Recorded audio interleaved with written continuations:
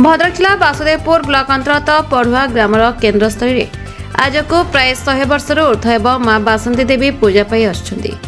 माँ वर्ष सारा पीठदेवी रूपे पूजा पाती।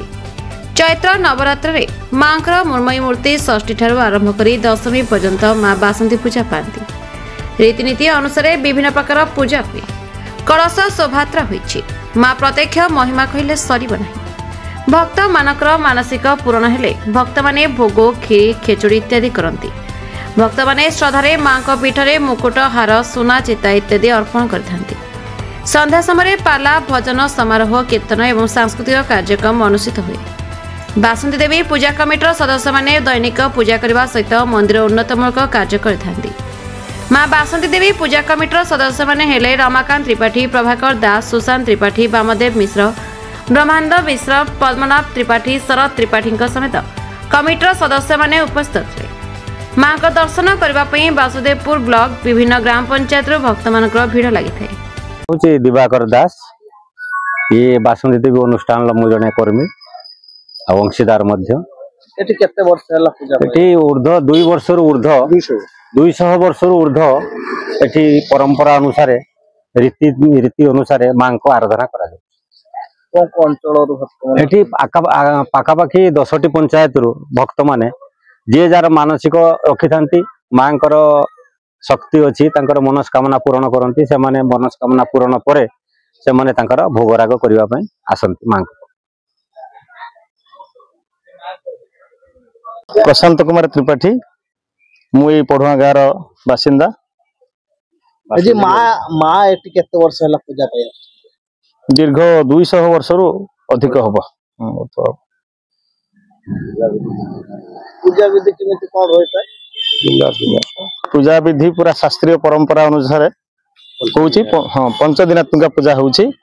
षष्ठी दिवस रे बिल्वाधिवास, सप्तमी रे कलशाधिवास, तापरे अष्टमी अशोकाष्टमी महाअष्टमी भीत पूजा, नवमी रे रामनवमी पूजा एवं दशहरा विसर्जन विजयादशमी पालन करा जाउची। को अंचल भक्त मान आखपाख आमर पाखापाखि जगन्नाथपुर, बछदा, कुमारपुर, आरतुंग एवं गुड़ 5-10 पंचायत डॉक्टर सौदामिनी त्रिपाठी। आज आप माँ केते वर्ष है पूजा पाई आसुछंती? आप केते वर्ष धरे? मोर एठी मो बाप घर मु तो रहे दूर रे सुदूर सुंदरगढ़ रहे। मु कॉलेज रे लेक्चरर अच्छी किंतु माँ को पूजा रे गोटे एमती अपूर्व आकर्षण थाए। मु तो बाहे की जीवा पर्यंत पूरा थिली दूर रु हेले भी आमे टाणी हे कि जेमती हेले पळे आसु। कारण सबु झियो आम साहिर किए दिल्ली बॉम्बे जोठी थिले भी सबु झियो सबु बहु एटा होची हमर गोटे मेळ हबा समय समस्ते साड़ी खंडे शंखा सिंदूर घियो धूप दीप धरिकी एई समय टाणी हेकी पळे आसन। जेमिति हेले भी माँ कोठू सेही शंखा सिंदूर मागी किरी टिके सेही प्रसाद नै किरी आमे बोधे माने लागे वर्ष सारा आमे भलरे रहिथाम। माँ कर आशीर्वाद सब बेले आम संगे अछि। केते दिन धरि एठी पूजा होय? पूजा हमर षष्ठी रु बेलबरण ठारू हुए। दशहरा दिन विसर्जन हुए। मंडा तैयारी हुए से माने मंडा खाई के तापरे माँ को विसर्जन दिया हुए। भारी दुख लागे। जाहो माँ को कृपारू एमिति गोटे संजोग जे मो बड़ झीटी भी यही बासंती पूजा रे जन्म होईची। मो शाशुघर एठी पाख गाँ रे बड़ झीटी से सप्तमी दिन ही जन्म होईची। तो ता ना भी सेते बासंती बोली के आमे रखिथिलु।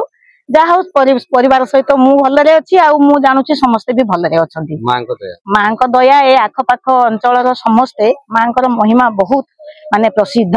बापा आउ सब एठी अन्यान्य समस्ते तो पंडित थिले।